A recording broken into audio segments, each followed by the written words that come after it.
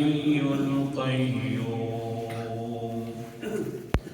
لا تأخذه سنة ولا نوم له ما في السماوات وما في الأرض الآية صدق اللہ العظیم۔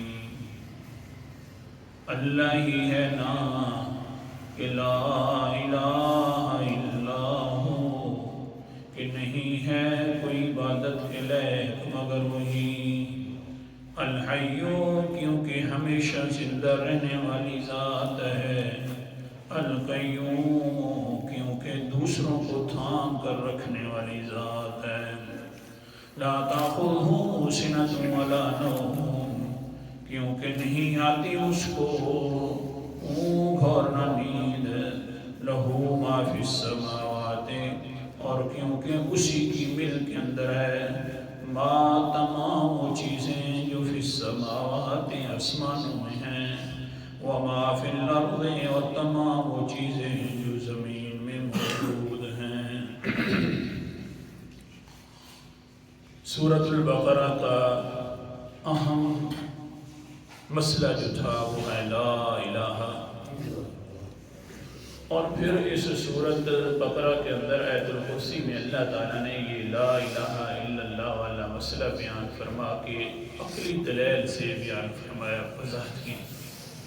پہلی دلیل یہ تھی کہ مان لو لا الہ الا اللہ، کیوں دیکھیے تو صحیح ہمیشہ زندہ رہنے والی ذات میری ہے تو پھر عبادت کے لائق بھی میں ہوں، دوسروں کو تھام کر رکھنے والی ذات میری ہے تو عبادت کے لائق بھی میں ہوں۔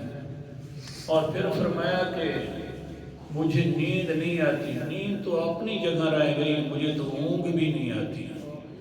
جو جس پہ نیند آ جائے، اونگنا شروع ہو جائے، وہ انسان یا کوئی اور جو بھی ہو، تو اس کو اپنے ماحول کا بھی پتہ نہیں ہوتا۔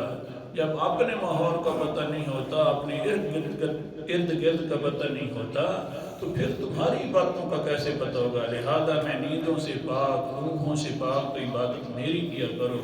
چوتھی دلیل پر پہنچ گئے تھے، لہو ما فی السماوات و ما فی الارض، اسی کی ملک کے اندر ہے تمام چیزیں جو آسمانوں میں ہیں اور تمام چیزیں جو زمین میں ہیں۔ جب مالک میں ہوں اور دینے پر قادر بھی میں ہوں تو مجھے پکارا کرو نا، جو مالک ہوتا ہے اسی سے مانگنا چاہیے، تو پھر تم مجھ سے مانگو گے کم، دوں گا میں تمہیں زیادہ۔ یہ کل کا سبق تھا، اور ساتھ چل رہا تھا کہ آسمانوں کے اندر جتنی چیزیں ہیں وہ میری ہیں، صرف ابھی تک آسمانوں کی بات چل رہی تھی، اور ایک آیت پڑھی تھی سورۃ رعد کی، اسی کو انشاءاللہ آج ختم کرتے ہیں۔ قرآن مقدس جو سمجھاتا ہے نا انداز ہے، وہ عجیب نرالا انداز ہے۔ آسمانوں کا اللہ تعالیٰ ذکر فرمائیں گے، کرتے کرتے کرتے آگے فرمائیں گے دیکھ میری کیسی نشانی ہے۔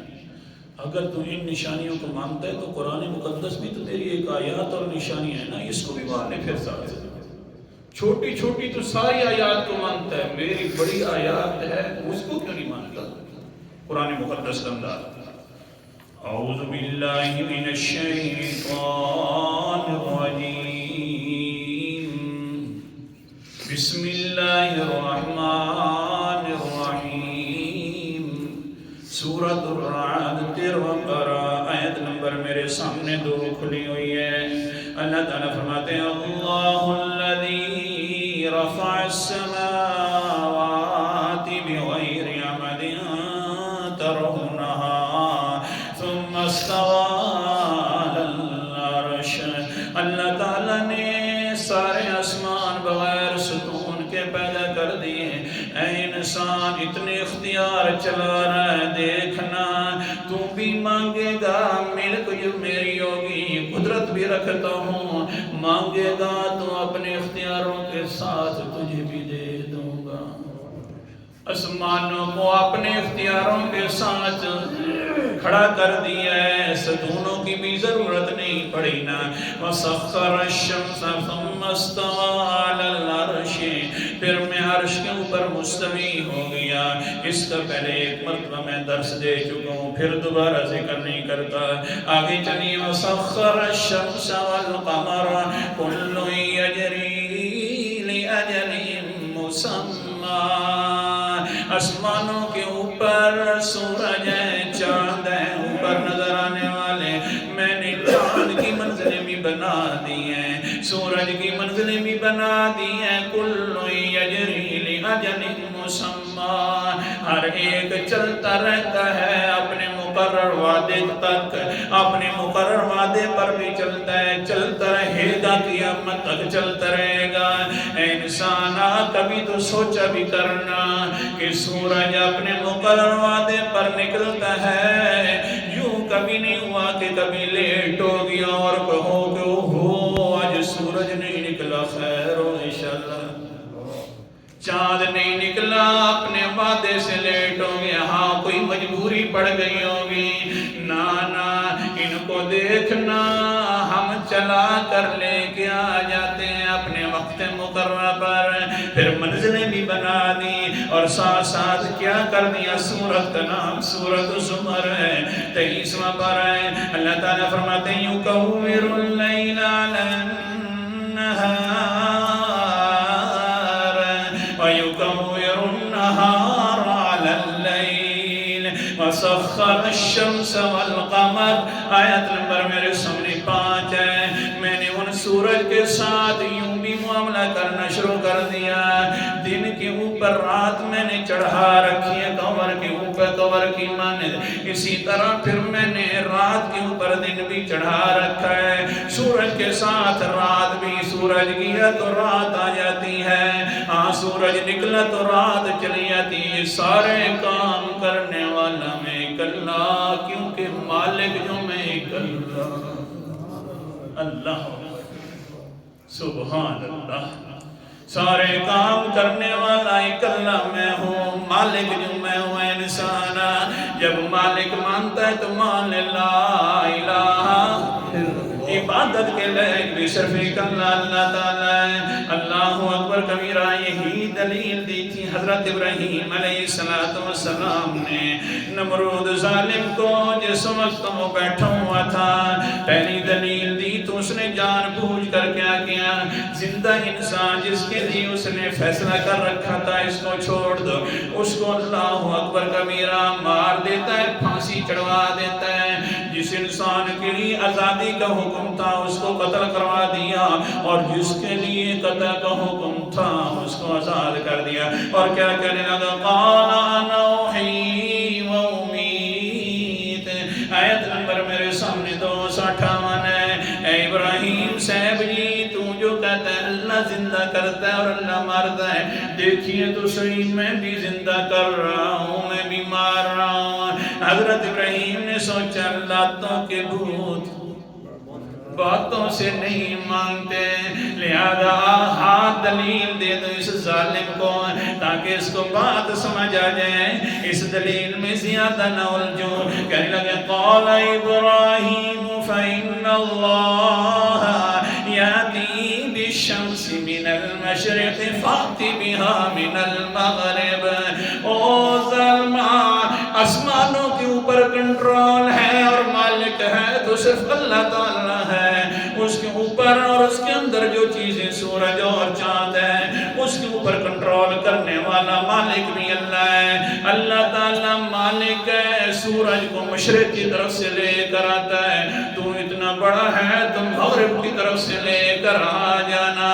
فَبُهِتَ الَّذِي كَفَرَ فَبُهِتَ الَّذِي كَفَرَ، پکا رہ گیا کافر انسان کہ کیا دلیل دے دی ہے، اب یہ تو میری قدرتیں بھی نہیں ہیں، میں تو اس کے اندر بندوں کو الجھا، پہلے میں تو الجھا دیا تھا نا، اس دلیل میں تو الجھا بھی نہیں سکتا۔ اللہ اکبر کبیرہ، آگے سنیے وہ آیت، اللہ تعالیٰ فرماتے ہیں یدبر الامر، چاند اور سورج کا مالک میں ہوں، آسمان کے اندر جتنی چیزیں ہیں سب کا مالک میں ہوں، تو یدبر الامر یفصل الآیات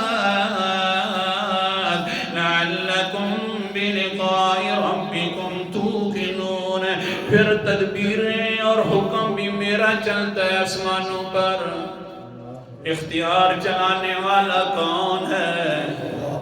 اللہ، حکم میرے چلتے ہیں۔ عجیب بات ہے، حدیث پاک بخاری شریف کی قال النبي صلى الله عليه وسلم إذا قضى الله في السماء ضربت الملائكة بأجنحتها خزوانا كأنه سلسلة على صفوان. جس وقت اللہ تعالیٰ آسمانوں پر حکم نافذ کرنا شروع کر دیتا ہے، اپنا حکم سناتا ہے، اللہ اکبر کبیرہ، حضرت محمد مصطفیٰ صلی اللہ علیہ وسلم فرماتے ہیں حال یہ بن جاتا ہے جو چھوٹے درجے کے فرشتے ہوتے ہیں حملات عرش کے علاوہ، ان کا حال یہ ہے کہ اللہ ضربت الملائکۃ بأجنحتها خضعانا، اپنے پروں کے ساتھ پھڑپھڑانا شروع کر دیتے ہیں، بے ہوشی کے اندر مبتلا ہو جاتے ہیں، بس صرف اتنی آواز نکلتی ہے جس طرح صاف پتھر کے اوپر تیر کھینچا جائے، صاف پتھر کے اوپر زنجیر کھینچا جائے تو آواز نکلتی ہے، باقی ان کو کوئی پتہ نہیں ہوتا، کیونکہ حکم جو اللہ تعالیٰ کا آ گیا ہے، ڈر جاتے ہیں سارے کے سارے فرشتے اور بے ہوشی کی حالت بن جاتی ہے۔ ہمارا کیا حال ہے؟ ہر وقت حکم سنتے ہیں لیکن کوئی پرواہ نہیں، حکم سنتے ہیں پرواہ بھی نہیں، ساتھ نیند بھی کرنا شروع کر دیتے ہیں۔ بہرحال جناب ہاں کیا حکم آتا ہے فرشتوں پر، سارے بے ہوشی کے عالم میں پھڑ پھڑا رہے ہوتے ہیں، حتیٰ کہ حضور صلی اللہ علیہ وسلم نے آگے پڑھنا شروع کر دیا، اذا فزع عن قلوبهم قالوا ماذا قال ربكم قالوا الحق وهو العلی الکبیر۔ آیت نمبر 23 ہے، 22واں پارہ ہے، سورت کا نام سورت سبا ہے۔ جس وقت فرشتوں کی گھبراہٹ دور ہوتی ہے، اللہ تعالیٰ کا حکم چلا ہے، آسمانوں کا مالک اللہ تعالیٰ ہے، پتہ نہیں کون سے ارشاد فرما دیا ہوگا، چھوٹے فرشتے پوچھتے ہیں قالوا ماذا قال ربكم، اے بڑے فرشتوں تمہارے رب نے کیا حکم ارشاد فرمایا ہے؟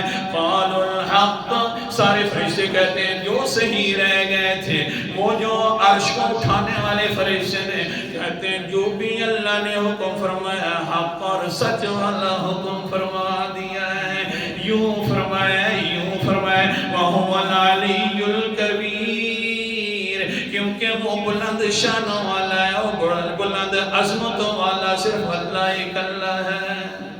یہ ہے حکم۔ اللہ فرماتے ہیں سارے کاموں کا حکم تدبیر میں خود ہی کرتی ہوں۔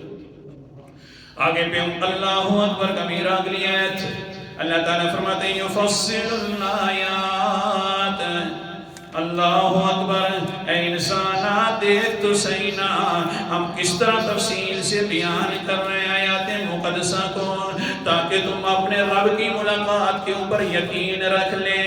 ان آیات کو مانتا ہے جو میری سورج کے اندر موجود ہے، چاند کے اندر موجود، آسمان کو دیکھتا ہے تو سارا کہتا ہے یہ بنانے والا اللہ ہے، ساتھ یہ کیوں نہیں مانتا کہ لا الہ الا اللہ بھی صرف اللہ ہے؟ اور ساتھ اللہ تعالیٰ کیا فرماتے ہیں تلک آیات الکتاب الحکیم، ان آیات کو مان لیا تو یہ بھی مان لے کہ یہ کتاب مقدس والی آیات بھی بڑی اونچی آیات ہیں۔ ان نشانیوں کو ماننے والا انسان اس نشانی کو بھی مان، آیات کو بھی۔ حدیث دوسری اور بس سبحان اللہ، یہ بھی بخاری شریف کی حدیث۔ قال النبی صلی اللہ علیہ وسلم، پیغمبر علیہ السلام سے ارشاد ہے، بلکہ حضرت عبداللہ ابن مسعود رضی اللہ تعالیٰ عنہ روایت فرماتے ہیں عبداللہ ابن مسعود قال اذا جاء حبر من اليهود قال انه اذا كان يوم القيامة فجعل الله السماوات على اصبع والارضين على اصبع والماء والثرى على اصبع والخلائق على اصبع فيهزهن فقال الله تعالى انا